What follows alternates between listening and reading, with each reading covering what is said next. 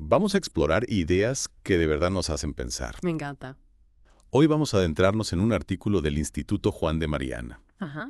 un grupo de expertos español que propone una forma totalmente nueva de abordar la relación entre la economía y la pobreza. Qué interesante. El artículo se titula Otra forma de decir que el capitalismo reduce la pobreza. Sí, ya desde el título nos invita a ir más allá de las etiquetas tradicionales, ¿no? Como capitalismo o socialismo. Sí, me intriga el enfoque. ¿De qué se trata? Bueno, en lugar de encasillarnos en esas etiquetas, ¿verdad? El autor nos propone un cambio de perspectiva radical. A ver, Centrarnos en el impacto de la violencia, o mejor dicho, en la reducción de la violencia como motor del desarrollo social y económico. ¿cómo se relaciona la violencia con la economía? A primera vista parecen temas separados.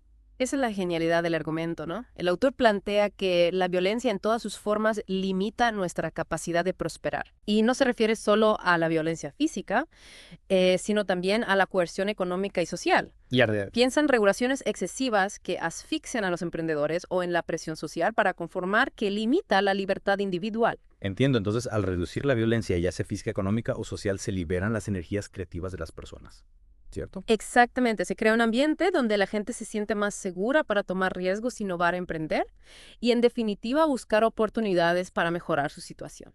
Es interesante cómo el autor conecta esta idea de la reducción de la violencia con los principios del libre mercado. Claro, porque en un sistema donde se respeta la propiedad privada, donde el intercambio es voluntario y no impuesto, la iniciativa individual se convierte en el motor del crecimiento. Ajá. Justamente la ausencia de coerción, ya sea físico o económica, es un pilar fundamental del libre mercado. Y el autor utiliza un ejemplo que me hizo pensar mucho a las políticas feministas, como las cuotas obligatorias de contratación de mujeres. Es un ejemplo polémico, sin duda. El autor probablemente estaría de acuerdo con el objetivo de la igualdad de género, pero critica el método.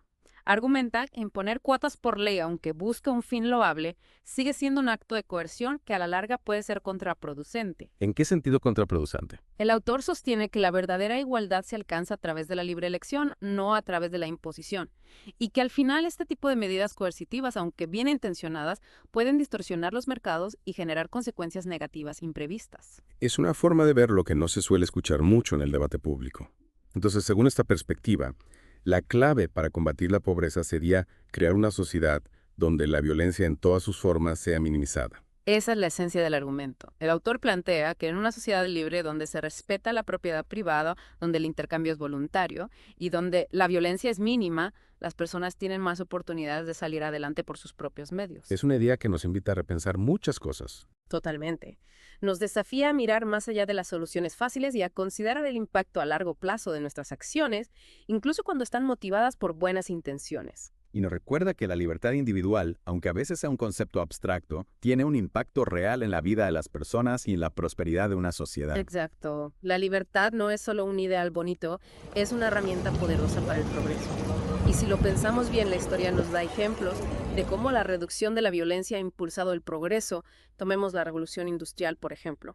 Es cierto, la revolución industrial no solo fue una explosión de inventos, sino que coincidió con un periodo de relativa paz en Europa después de las guerras religiosas del siglo XVII. Exactamente. Esa estabilidad permitió que las ideas fluyeran, que el comercio se expandiera y que las personas se enfocaran en crear, en innovar, sin la amenaza constante de la violencia. Es un punto muy interesante. Entonces, según esta perspectiva, podríamos decir que la paz es una condición necesaria, aunque no suficiente para el desarrollo económico. Podríamos decir que sí. La paz crea las condiciones para que la prosperidad florezca, pero no la garantiza. Se necesita algo más.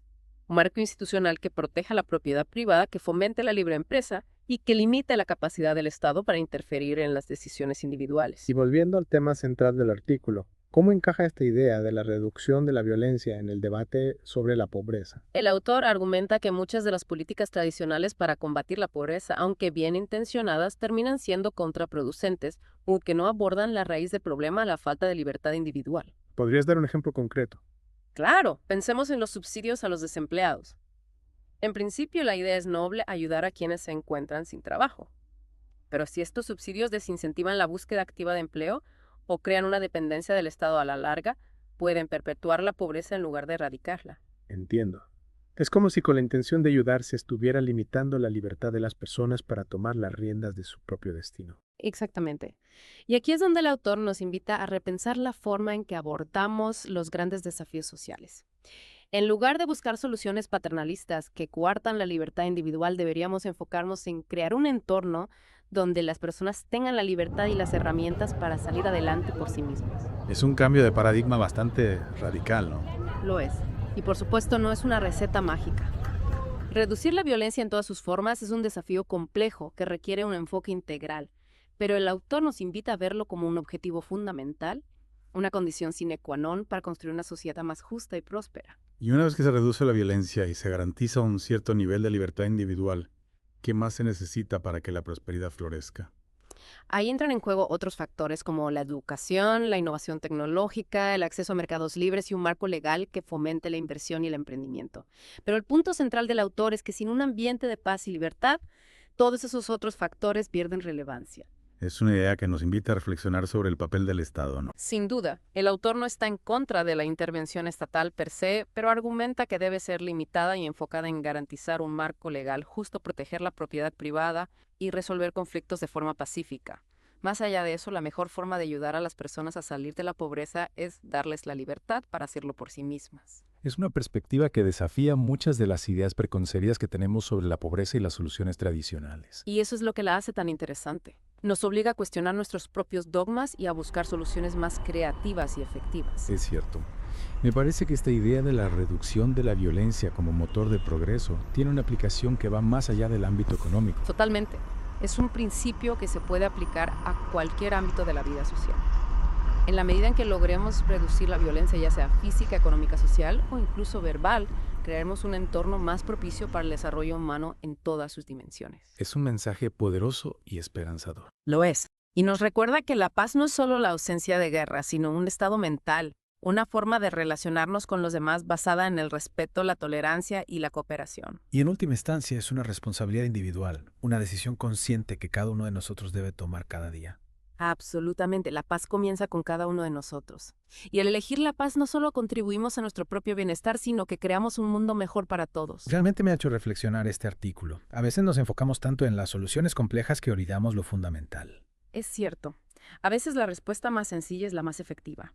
Y en este caso, la idea de reducir la violencia en todas sus formas como base para una sociedad próspera me parece simplemente brillante. Y lo interesante es que no se trata solo de un concepto teórico. Hay ejemplos concretos de cómo la reducción de la violencia ha impulsado el desarrollo económico en diferentes países. Por supuesto, piensa en países como Singapur o Corea del Sur.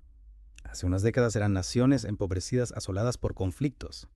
Al establecer un marco legal sólido, reducir la corrupción y garantizar la seguridad, lograron crear un ambiente propicio para la inversión y el crecimiento económico. Son ejemplos que demuestran que la transformación es posible, que incluso en contextos difíciles, la paz y la libertad pueden abrir las puertas al progreso. Exacto. Y no se trata solo de grandes transformaciones a nivel nacional, también podemos ver el impacto de la reducción de la violencia a nivel local en comunidades o barrios. Cuando se reduce la delincuencia, cuando la gente se siente segura en las calles, se genera un círculo virtuoso que beneficia a todos.